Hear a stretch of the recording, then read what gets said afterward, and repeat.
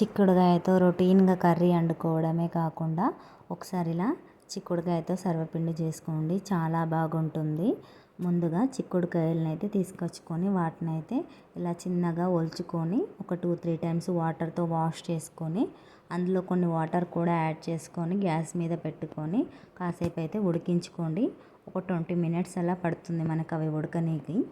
ఆలోపు అయితే మనం ఒక మిక్సీ జార్లోకి మీ కారానికి తగినట్టుగా పచ్చిమిర్చి యాడ్ చేసుకోండి, కొన్ని ఉల్లిపాయ ముక్కలు, కొంచెం జీరా, కొంచెం సాల్ట్ వేసుకొని దీన్ని అయితే మంచిగా మెత్తగా మిక్సీ చేసుకోవాలి. తర్వాత మనకిప్పుడు చిక్కుడుకాయలు ఉడికాయో లేదో ఒకసారి చూసుకుందాం. మనకైతే చిక్కుడుకాయలు ఇలా పట్టుకుంటే ఇట్లా స్మూత్గా కుక్ అయినట్టు తెలిసిపోతుంది. ఇప్పుడైతే మనకు చిక్కుడుకాయ ఈవెన్గా కుక్ అయిందండి. స్టవ్ కట్టేసి మనమైతే ఇప్పుడు చిక్కుడుకాయలు ఒక బౌల్లోకి వేసుకోండి.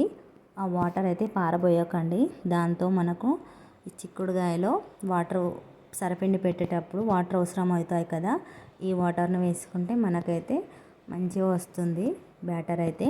నెక్స్ట్ ఇందులోకి ముందుగా మనం ఉల్లిగడ్డ, పచ్చిమిర్చి మిక్సీ చేసుకున్న బ్యాటర్ ఉంది కదా, ఆ బ్యాటర్ అయితే వేసుకొని అందులోకి కొన్ని నువ్వులు యాడ్ చేసుకోండి, కొన్ని కొత్తిమీర ఆకులు, కొన్ని ఉల్లికాడలు, అలాగే కరివేపాకు కూడా వేసుకోండి. నా దగ్గర అయితే లేదు.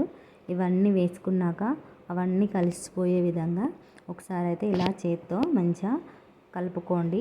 తర్వాత అయితే మనం బియ్యం పిండిని యాడ్ చేసుకోవాలి. ఇందులో కొంచెం కొంచెంగా పిండి వేసుకుంటూ కలుపుకుంటూ చూడండి. మనకు వాటర్ అవసరం అవుతాయి కదా, అప్పుడైతే మనం చిక్కుడుకాయలు ఉడికించుకున్న వాటర్ ఉన్నాయి కదా, అవి కొన్ని కొన్నిగా వేస్తూ సర్వపిండి బ్యాటర్ని అయితే తెలుసు కదా ఎలా ఉంటుందో అలా అయితే రెడీ చేసుకోండి. నెక్స్ట్ ఒక ప్యాన్ తీసుకొని అందులో కొంచెం ఆయిల్ వేసుకొని ఇలా చిన్న ముద్ద తీసుకొని సర్వపిండిని అయితే పెట్టేసుకోవడమే.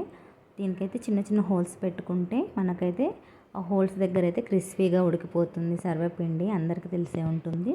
తర్వాత దీన్ని అయితే గ్యాస్ అంటించుకొని దానిపైన ఒక మూత పెట్టేసుకొని సిమ్లో పెట్టుకొని కుక్ చేసుకోవాలి. అంతేనండి, మన చిక్కుడుకాయ సర్వపిండి అయితే రెడీ అయిపోయింది. చాలా బాగుంటుంది. ఒక్కసారి ట్రై చేశారంటే చిక్కుడుకాయ సీజన్ అయిపోయేదాకా చిక్కుడుకాయ సర్వపిండి పెట్టుకొనే ఉంటారు మీరైతే. ఇంకేమైనా రెసిపీస్ చేయమంటే చెప్పండి, చేస్తాను.